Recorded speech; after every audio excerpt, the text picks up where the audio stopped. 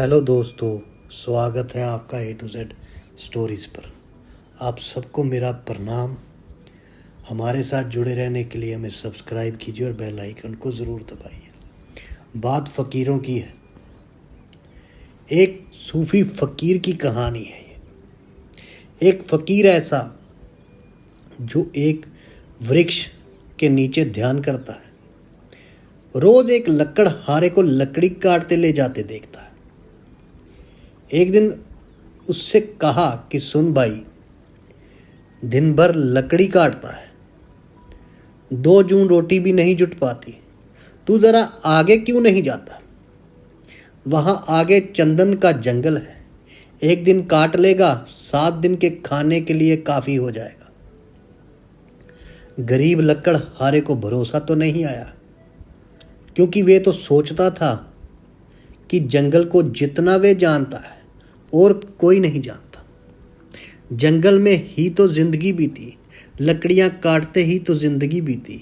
ये फकीर वहां बैठा रहता है वृक्ष के नीचे, इसको क्या खाक पता होगा।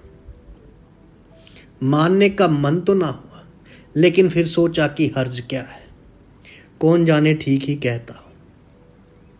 फिर झूठ कहेगा भी क्यों। शांत आदमी मालूम पड़ता है, मस्त आदमी मालूम पड़ता है, कभी बोला भी नहीं इसके पहले।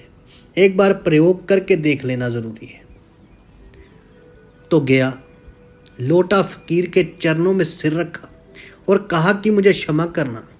मेरे मन में बड़ा संदेह आया था, क्योंकि मैं तो सोचता था कि मुझसे ज़्यादा लकड़ियाँ कौन जानता है, इस जंगल को कौन जानता है।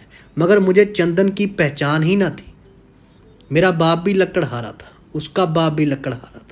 हम यही काटने की जलाऊ लकड़ियां काटते काटते जिंदगी बिताते रहे। हमें चंदन का पता भी क्या, चंदन की पहचान क्या। हमें तो चंदन मिल भी जाता तो भी हम काट कर बेच आते उसे बाजार में ऐसे ही। आपने पहचान बताई, आपने गंध जतलाई, आपने परख दी। फकीर को कह रहा है, जरूर जंगल है, मैं भी कैसा अभागा, काश पहले पता चल जाता। फकीर ने कहा, कोई फिक्र ना करो, जब पता चला तभी जल्दी है। जब घर आ गए तब सवेरा है। दिन बड़े मजे से कटने लगे। एक दिन काट लेता, 7-8 दिन, 10 दिन जंगल आने की जरूरत ही ना रहती। एक दिन फकीर ने कहा, मेरे भाई, मैं सोचता था कि तुम्हें कुछ अकल आएगी। जिंदगी भर तुम लकड़ियां काटते रहे, आगे ना गए। तुम्हें कभी ये सवाल नहीं उठा इस चंदन के आगे भी कुछ हो सकता है? उसने कहा, यह तो मुझे सवाल ही ना आया, क्या चंदन के आगे भी कुछ है? तो फकीर ने कहा, चंदन के जरा आगे जाओ तो वहां चांदी की खदान है। लकड़ियां वकड़ियां काटना छोड़ो, एक दिन ले आओगे, 2-4-6 महीने के लिए हो गया। अब तो भरोसा आया था, भागा, संदेह भी ना उठाया। चांदी पर हाथ लग गए तो कहना ही क्या। चांदी ही चांदी थी। 4-6 महीने नदारद हो जाता, एक दिन आ जाता, फिर नदारद हो जाता। लेकिन आदमी का मन ऐसा मूड है कि फिर भी उसे ख्याल ना आया कि और आगे कुछ हो सकता है। फकीर ने एक दिन कहा कि तुम कभी जागोगे कि नहीं, कि मुझी को तो तुम्हें जगाना पड़ेगा। आगे सोने की खदान है मूर्ख। तुझे खुद अपनी तरफ से सवाल, जिज्ञासा, मुमुक्षा कुछ नहीं उठती कि जरा और आगे देख लूं। अब 6 महीने मस्त पड़ा रहता है, घर में कुछ काम भी नहीं है, फुर्सत है। जरा जंगल में आगे देख कर देखूं, ये ख्याल में नहीं आता। उसने कहा कि मैं भी मंदभागी, मुझे ये ख्याल ही ना आया। मैं तो समझा चांदी बस आखिरी बात हो गई, अब और क्या होगा।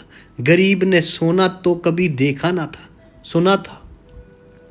फकीर ने कहा, थोड़ा और आगे सोने की खदान है। और ऐसे ही चलता है, उसे सोने की खदान मिल जाती है, सोना लेता है, और फिर हीरों की खदान मिल जाती है। फकीर बताते चले जाते हैं। और एक दिन फकीर ने कहा कि ना समझ, अब तू हीरो पर ही रुक गया। अब तो उस लकड़हारे को भी बड़ी अकड़ आ गई थी। बड़ा धनी भी हो गया था, महल खड़े कर लिए थे। उसने कहा, अब छोड़ो, अब तुम मुझे परेशान मत करो फकीर। अब हीरो के आगे क्या हो सकता है? उस फकीर ने कहा, हीरो के आगे मैं हूं। तुझे ये भी ख्याल नहीं आया कि ये आदमी मस्त यहां बैठा है, ये साईं लोग मस्त यहां बैठा है, जिसे पता है हीरो की खदान का वे हीरे नहीं भर रहा है। इसको जरूर कुछ और आगे मिल गया होगा, हीरो से भी आगे इसके पास कुछ होगा। तुझे कभी ये सवाल नहीं उठा? वे आदमी रोने लगा, सिर पटक दिया चरणों पर, कहा कि मैं कैसा मूड हूं, मुझे ये सवाल ही नहीं आता। आप जब बताते हो आप मुझे याद आते हो, तभी मुझे याद आता है। ये तो मेरे जन्मों जन्मों में नहीं आ सकता था ख्याल कि आपके पास हीरों से भी बड़ा कोई धन है। फकीर ने कहा, उसी धन का नाम ध्यान है, परमात्मा का नाम। अब खूब तेरे पास धन है, अब धन की जरूरत नहीं। अब जरा अपने भीतर की खदान खोद जो सबसे आगे है। यही मैं तुमसे कहता हूँ, और आगे चलते ही जाना है। उस समय तक मत रुकना जब तक के सारे अनुभव शांत ना हो जाएं। परमात्मा का अनुभव भी जब तक होता रहे, समझना दुई मौजूद है, द्वैत मौजूद है, देखने वाला और दृश्य मौजूद है। जब वे अनुभव भी चला जाता है तब निर्विकल्प समाधि, तब सिर्फ दृश्य नहीं बचा, ना दृष्टा बचा, कोई भी नहीं बचा, बस एक सन्नाटा है, एक शून्य है। उस परमात्मा से तुम्हारा मिलन है। यदि आपको मेरी ये कहानी अच्छी लगी है, आप हमें सब्सक्राइब कीजिए, शेयर कीजिए, लाइक कीजिए। आप सबके भीतर बसे उस परमात्मा को मेरा प्रणाम, सबके साईं को मेरा प्रणाम। धन्यवाद दोस्तों। आप हमें कमेंट करके ज़रूर बताइए आपको कैसी लगी।